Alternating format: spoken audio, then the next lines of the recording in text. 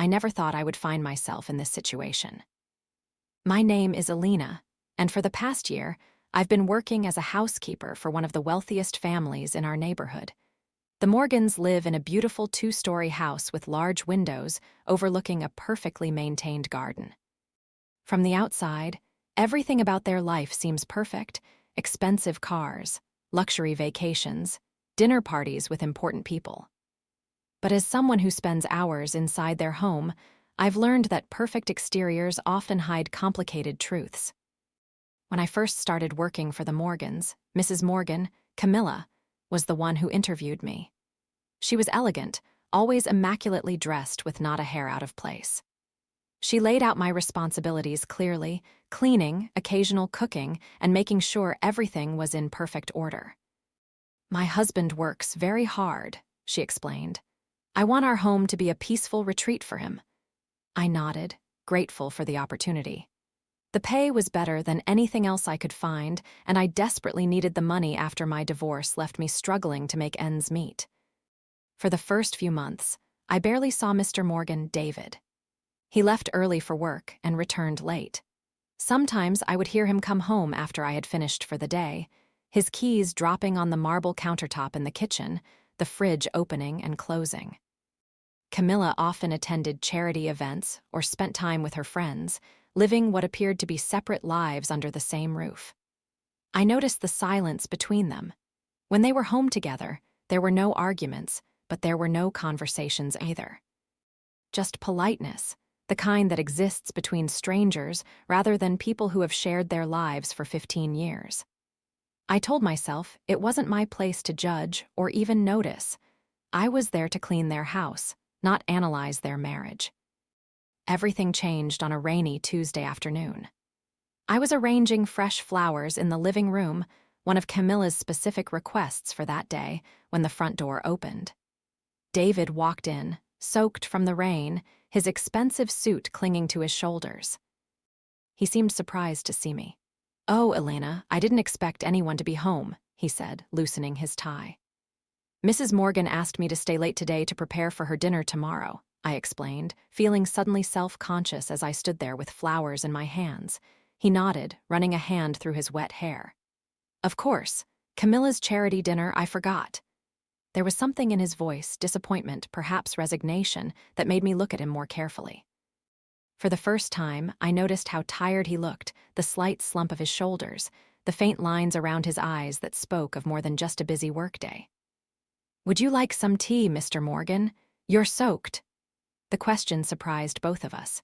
It wasn't something I normally offered, stepping outside the boundaries of my role. But there was something so forlorn about him standing there, dripping onto the immaculate floor that I had just cleaned, that the words came out before I could stop them. He hesitated, then smiled, a real smile that reached his eyes. "That would be nice, Elena. Thank you." I made tea while he changed out of his wet clothes. When he returned to the kitchen, he was wearing casual clothes, jeans and a simple sweater, something I had never seen him in before. He always left the house in suits and came home in suits. This version of David Morgan seemed more approachable, more human. We sat at the kitchen island, steam rising from our cups. It felt strange, sitting with my employer as if we were equals, but he didn't seem to notice or mind the breach in the usual hierarchy. "How long have you been working for us now, Elena?" he asked, his hands wrapped around the mug as if seeking its warmth. "Almost a year, sir," he nodded. "And do you like it here?" The question caught me off guard. No one had asked me that before. "Yes, of course, it's good, the pay is good." He smiled, but it didn't reach his eyes this time. "That's not what I asked." I looked down at my tea, unsure how to respond. "It's a beautiful home," I said finally. "But is it a happy one?" he asked quietly, more to himself than to me. I didn't know how to answer that, so I remained silent. After a moment, he shook his head as if clearing away unwanted thoughts. "I'm sorry, that was inappropriate. You're not here to listen to me complain about my life." "It's okay," I said, and meant it. There was something about David in that moment that made me want to know more, to understand what lay beneath the successful businessman exterior. He looked at me with an intensity that made my heart beat a little faster. "You know, Elena, Sometimes I feel like you're the only person in this house who sees me, really sees me." The words hung in the air between us, loaded with implications that neither of us was ready to acknowledge. I stood up, suddenly aware of how dangerous this conversation could become. "I should finish the flowers before I leave," I said, my voice steadier than I felt. He nodded, understanding in his eyes. "Of course. Thank you for the tea." That night, as I lay in bed in my small apartment, I couldn't stop thinking about David Morgan, not as my employer, but as a man who seemed lost in his own life. I told myself I was overthinking a simple interaction, that it meant nothing. But deep down, I knew something had shifted. Over the next few weeks, David started coming home earlier on the days I worked late. It was never obvious. He always had a reason, a forgotten file, an early meeting the next day, but I couldn't ignore the pattern. Our paths would cross in the kitchen or the living room, and we would exchange pleasantries that gradually evolved into real conversations. I learned that he had built his company from nothing, that he worked so hard because he still couldn't quite believe his success was real. He learned that I had left my home country 10 years ago, that I had been studying business administration before my divorce forced me to drop out and find full-time work. We talked about books, about places we'd traveled, about the small things that made us happy. But we never talked about Camilla, about their marriage, about the growing tension that seemed to fill the house even when she wasn't there. It was as if by not mentioning it, we could pretend that what was happening between us was innocent, just a friendship between two people who happened to share a space. One evening, as I was preparing to leave, David came into the kitchen. "Alina, would you mind staying a bit longer? There's something I'd like your opinion on." I should have said no. I had crossed enough lines already, blurring the boundaries between employee and whatever we were becoming, but I nodded. "Of course." He led me to his home office, a room I cleaned but rarely saw him in. On his desk was a small box. "It's Camilla's birthday next week," he explained, opening it to reveal a diamond necklace that probably cost more than I made in a year. "Do you think she'll like it?" The question felt like a test, though I wasn't sure what the right answer was. "It's beautiful," I said carefully. "But will she like it?" he pressed. I looked at him, really looked at him, and saw the uncertainty in his eyes. For all his success, for all his wealth, David Morgan was a man who didn't know how to make his wife happy. And in that moment, I felt a surge of something that might have been pity, or might have been something much more complicated. "I think," I said slowly, "that Mrs. Morgan would appreciate anything that shows you've been thinking about her." He closed the box with a snap. "That's the problem, isn't it? I haven't been, not really." He turned to face me, his eyes searching mine. "Not the way I've been thinking about you." My heart stopped, then raced. This was the moment where I should have stepped back, reminded him that I was his housekeeper, nothing more. But the truth was, I had been thinking about him too, in quiet moments at home, in dreams I tried to forget when I woke up. And now that the words were out there, I couldn't pretend otherwise. "David," I said, my voice barely a whisper. It was the first time I had used his first name. He took a step closer. "Tell me you don't feel it too, and I'll never mention it again." I couldn't tell him that, because it would have been a lie. But I also couldn't ignore the reality of our situation. He was married, he was my employer, and whatever was growing between us could only lead to pain. "I should go," I said, taking a step back. He didn't try to stop me, but his eyes held mine until I turned away. That night, I barely slept. I knew I should quit, find another job, remove myself from a situation that was becoming more complicated by the day.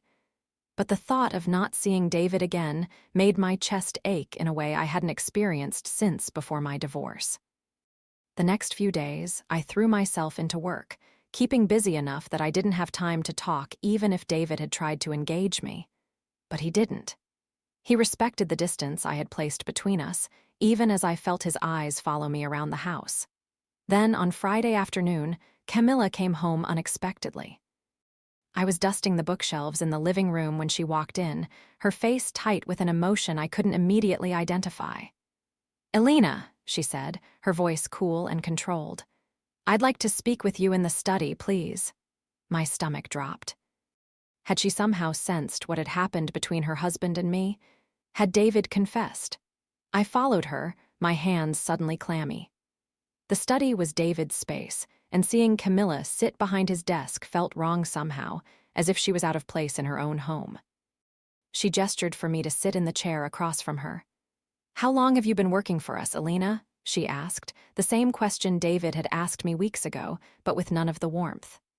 "Almost a year, ma'am," she nodded. "And in that time, have you been happy here?" Again, the echo of David's question unsettled me. "Yes, ma'am." "I'm glad to hear that," she said, though her expression didn't match her words, "because I value loyalty above all else in the people who work for me." My throat went dry. "Of course," she leaned forward slightly. "I've noticed that my husband has been coming home earlier on the days you work late." It wasn't a question, but I felt compelled to respond. "I wouldn't know, ma'am. I'm usually busy with my duties." She studied me for a long moment, her eyes calculating. "Alina, let me be direct. I'm not a fool. I know when a man's attention is wandering." I opened my mouth to deny it, to explain that nothing had happened, but she held up a hand. "I'm not accusing you of anything, not yet. But I want to be very clear. David and I may not have the perfect marriage, but we have built a life together, and I have no intention of letting that go without a fight." Relief and shame washed over me in equal measure. She knew something was happening, but she didn't know exactly what. And in her own way, she was fighting for her marriage, something I had to respect even as it tore at my heart. "I understand, Mrs. Morgan," I said quietly.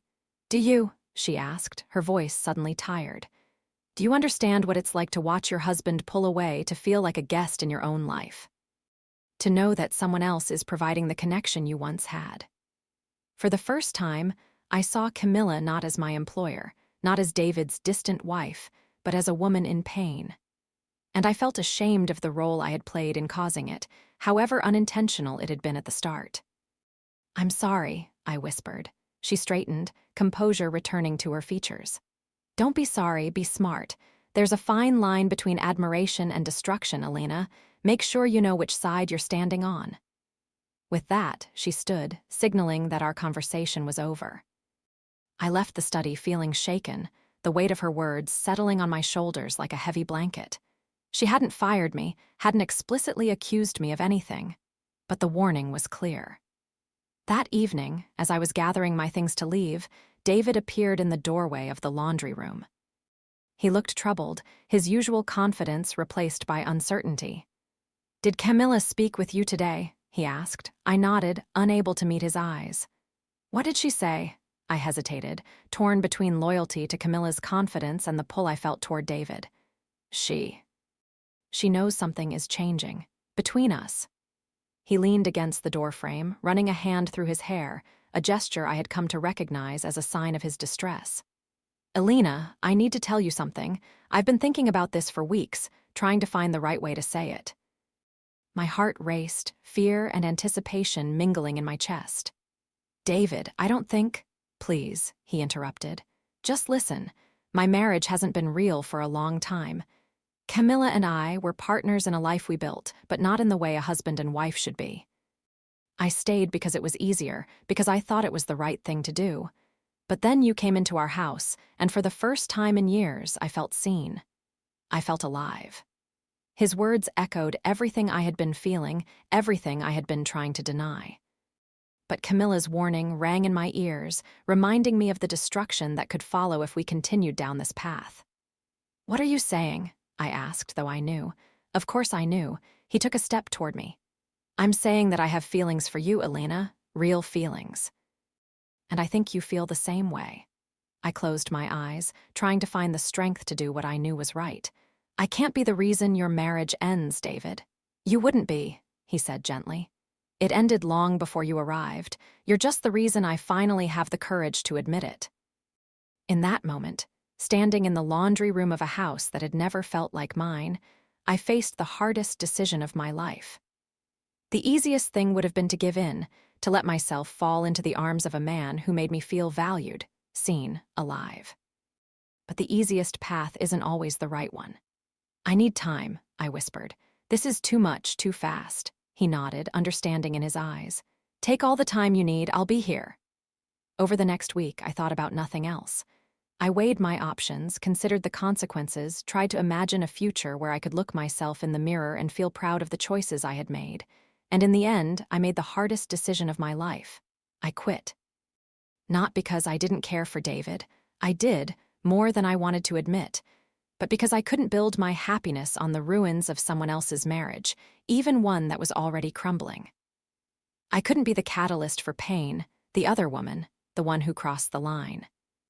On my last day, I left a letter for David, explaining why I had to go, why we couldn't continue down the path we had started. I told him that whatever he decided to do about his marriage, it had to be for himself, not for me. And I told him that in another life, in another time, things might have been different for us. 3 months later, I was working for a new family, trying to rebuild the boundaries I had once taken for granted. And then, one evening, as I was walking home from the bus stop, I saw him. David was sitting on a bench in the park I passed through every day, as if he had been waiting for me, though I knew that was impossible. When he saw me, he stood up. He looked different, lighter somehow, as if a weight had been lifted from his shoulders. "Elena," he said, his voice full of emotions I couldn't begin to untangle. "David," I replied, my heart racing despite my best efforts to remain calm. "What are you doing here?" He took a deep breath. "Camilla and I are getting a divorce. It was her decision in the end. She said she deserved someone who looked at her the way I looked at you." I didn't know what to say, how to feel. Part of me was sad for them, for the end of a marriage, for the pain they must both be feeling. But another part, a part I tried to silence, felt a flicker of hope. "I'm sorry," I said and meant it. He shook his head. "Don't be. It should have happened years ago." We were just too comfortable, too afraid to admit we had grown apart. We stood there in silence for a moment, the autumn leaves falling around us, the distance between us both physical and emotional. "I didn't come here to pressure you," he said finally. "I just wanted you to know. And to ask if, maybe, when some time has passed, when the divorce is final, if you might consider having coffee with me. Just coffee." I looked at him, this man who had disrupted my carefully ordered life, who had made me question everything I thought I knew about myself. And I realized that sometimes the line between right and wrong isn't as clear as we want it to be. "Just coffee," I agreed. As I walked away, I didn't know what the future held for us, if there even was a us to consider. But I knew that I had stayed true to myself, to my values, even when it would have been easier not to. And whatever happened next, I could face it with a clear conscience. Sometimes the hardest lines to walk are the ones we draw for ourselves, but they're also the ones that define who we truly are.